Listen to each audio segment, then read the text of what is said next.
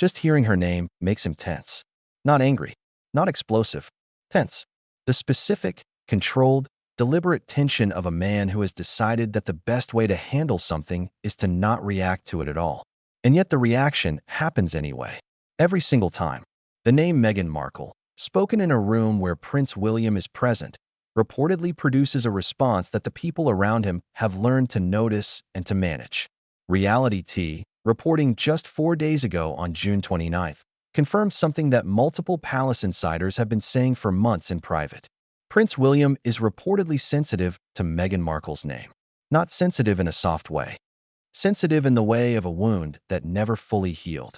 And now, as Meghan prepares to step onto British soil for the first time in nearly 4 years, that wound is reportedly becoming impossible for everyone around William to ignore. Tonight, we are telling you the full thriller of what is really happening between Prince William and Meghan Markle in July 2026. What sources described as utterly repulsive language being used by William's camp.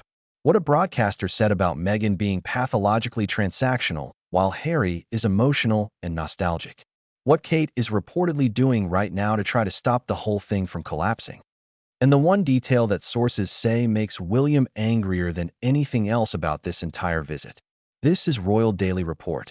And tonight, we are going inside the relationship that may be the most damaged in the entire royal family. Hello, friends. My name is James, and you are watching Royal Daily Report, your #1 source for the most exclusive, most shocking, and most talked about royal stories on the internet. If you are new here, hit that subscribe button right now because you do not want to miss what we have coming. And if you have been here from the beginning, you already know. We never stop. We never hold back. And tonight is no different. Let us get into the most shocking sourced quote of the entire week. Yahoo Entertainment, reporting just 7 days ago, published a piece with a headline that stopped everyone who covers this story cold. The headline was this: Prince William finds Meghan Markle and Prince Harry utterly repulsive. That is not tabloid language. That is not anonymous internet speculation. That is a piece published by one of the most widely read entertainment news sites in the world, citing insiders who described William's position toward his brother and sister-in-law using that specific, devastating phrase. Utterly repulsive. Royal broadcaster Ian Pelham-Turner, speaking to Fox News Digital, confirmed the direction of William's feelings without using quite such stark language. He said, and these are his exact words, "We are told William is furious about all of this." He elaborated. He said William is furious about Charles wanting to create a culture where Meghan feels comfortable to return. Think about what that means. William is not just angry about what Harry said in Spare. He is not just angry about the Oprah interview or the Netflix documentary. He is angry about his own father trying to make Meghan feel welcome in a country William believes she does not deserve to feel welcome in. That is a position so hardened that even his father's warmth feels like a betrayal. If you want to understand exactly how this relationship between William and Meghan reached this point, subscribe to Royal Daily Report right now. Because what comes next is the full timeline of a breakdown that started before most people realized it was happening. Let us go back to where this actually started. Because most people think the William and Meghan story began with the Oprah interview or the Netflix documentary. It did not. It started much earlier. According to the sourcing that has emerged across multiple books and investigative pieces, the first serious crack appeared before Harry and Meghan were even engaged. William had concerns about the speed of the relationship. He felt it was moving too fast. He raised those concerns with Harry directly, and Harry, by his own account in Spare, received those concerns as an attack on Meghan rather than as brotherly concern for him. What followed was a conversation that Harry described as William shouting and going red in the face. What William described, through palace sources, as a concerned brother trying to slow things down. Two versions of the same argument that launched a rift that has never been closed. Then came the wedding in May 2018. Then came the reports of Meghan making Kate cry, which Harry and Meghan said was false, and which Meghan said was the other way around. Then came Archie's birth and the alleged question about how dark his skin might be. Then came the Sandringham Summit in January 2020 when Harry and Meghan stepped back. Then came the Oprah interview. Then came Spare.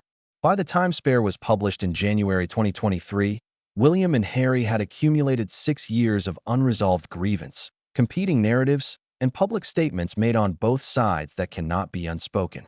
Royal commentator Dan Wakeford told Fox News this week that Harry does, from his sources, regret some of the things he said in the Netflix documentary and in the book about William and his father.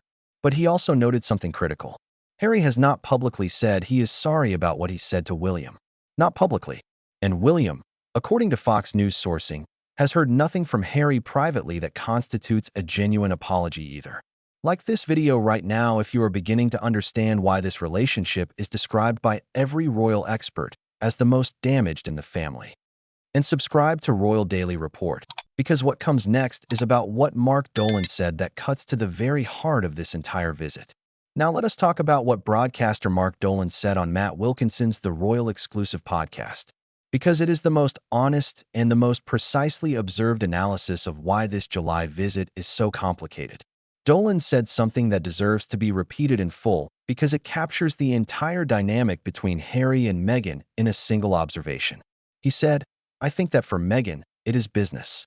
I believe that Meghan is pathologically transactional, and so I think this trip is strategic for her. And I think it is emotional and nostalgic for Harry, which I think is, by the way, a big tension within the marriage." Then he broke down each side. He said Harry wants to come back to the UK because he misses his family. He misses his royal activities. He misses England. He misses the UK. And he wants his kids to spend time with their grandfather. That is Harry's motivation. Human, personal, emotional. And then Meghan's. Strategic, transactional, business. Reality T, reporting just 14 hours ago on July 2nd, confirmed this tension is generating coverage right now. A source told the publication that Meghan's visit is being described by critics as an attempt to reclaim the royal spotlight. Reality T noted the observation that Meghan's Hollywood career has become non-existent and that there are questions about whether this UK visit is designed in part to generate the kind of global press attention that California and has ever have been struggling to deliver. That framing of a visit that means something deeply personal to Harry and something strategically commercial to Meghan is exactly the kind of tension that Ian Pelham-Turner described when he said there are fears within the House of Windsor that secret conversations could be leaked to the press. Do not go anywhere. Subscribe to Royal Daily Report and turn on those notifications, because what comes next is about Kate and what she is reportedly doing right now to try to save something that looks almost beyond saving. Let us talk about Catherine, because in the middle of all this fury and tension and competing motivations and utterly repulsive sourced quotes, there is reportedly one person who has not given up on the idea that some kind of path forward can be found. Reality T, reporting on July 2nd, confirmed something that multiple outlets have now cited. Kate Middleton is reportedly playing peacemaker between Prince William and Prince Harry again. The Duchess of Sussex is expected to travel to the UK, and Kate is apparently trying to create conditions under which the visit does not become a complete disaster. Now, Catherine playing peacemaker is not a new role for her in this story. She has been trying to smooth things between the brothers for years. She encouraged Harry to talk to William before the Oprah interview aired. She has reportedly maintained a more nuanced private position toward Meghan than the public furor around both of them suggests. But the specific nature of what she is doing right now, in July 2026, is significant, because Catherine is not just managing William's fury about the visit. She is reportedly managing something more specific, his fury about Meghan specifically. Reality T confirmed, citing insiders, that William remains firmly opposed to welcoming Meghan back, that his door is bolted shut toward her in a way that goes beyond his complicated feelings about Harry, that Meghan's name alone is enough to generate the kind of tension in a room that everyone around William has learned to manage. And Catherine, standing in the middle of that, is apparently trying to find a way through it that does not permanently damage the monarchy's public image at exactly the moment when a family reunion is being watched by the entire world. Now let us talk about what William actually wants. Because beneath the fury, beneath the utterly repulsive language being attributed to his camp, beneath the reports of door bolting and Sandringham boycott threats, William has a position. And it is not simply that he hates Meghan. His position is institutional, strategic, and in its own way, completely coherent. William believes, according to every available sourcing, that Meghan is using her connection to the royal family commercially, that she left the institution, publicly attacked it, wrote and participated in content that damaged its reputation, and is now returning to Britain in a way that will generate the kind of global press attention that her California lifestyle brand has been unable to generate on its own. He believes that a visit described by one broadcaster as pathologically transactional is exactly that. And he believes that by welcoming Meghan back, even tacitly, even through his father's generosity rather than his own, the institution is rewarding the behavior he spent years arguing should have consequences. Newsweek confirmed this week that Harry has reportedly not confirmed plans to see William during the July visit. And royal broadcaster Kinsey Schofield told Sky News Australia that reconciliation with William appears further away than ever before. She said, "Actions have consequences, and we only know about Harry's intentions because his team is telling us. The actual human relationship, the face-to-face, the conversation, the moment that would signal something had actually changed, has not happened. And as of July 2nd, 2026, there is no indication it will happen in July either." Here is the reality that sits underneath all of this tension. William and Meghan have never had a simple relationship. From the very first moment William raised concerns about the speed of Harry and Meghan's romance, they were on a collision course that neither of them fully controlled and neither of them fully chose. William saw something he believed was a problem. Meghan, by every account of how she experienced those early years, felt judged, unwelcome, and unsupported from the very beginning. Those two experiences do not cancel each other out. They both happened. They are both documented across memoirs and interviews and sourced reporting from people who were in the rooms. And they created a dynamic that neither time nor diplomacy nor a father's desperate attempts at warmth have been able to fully resolve. Just hearing her name makes him tense. And walking into the same country, in the same week, for the first time in nearly 4 years, that tension is about to become something that even the most careful palace communication strategy cannot fully contain. William is in Windsor. Meghan is coming to Birmingham. They will be in the same country.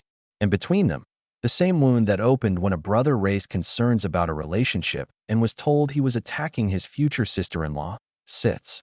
Still open. Still unaddressed. Still producing the kind of tension that everyone around Prince William has learned to notice and to manage. Every time her name comes up, this is Royal Daily Report, and we will be here for every moment of July. That is all for tonight, friends. I am James, and this has been Royal Daily Report. If this story hit different for you, hit that like button right now. Subscribe if you have not already, and turn on those notifications because we drop new stories every single week. Share this video with one friend who loves royal news. I will see you in the next one. Until then, stay informed, stay curious, and stay royal. Goodbye, friends. Hello, friends. If you are not subscribed to Royal Daily Report yet, what are you waiting for? Hit that button right now.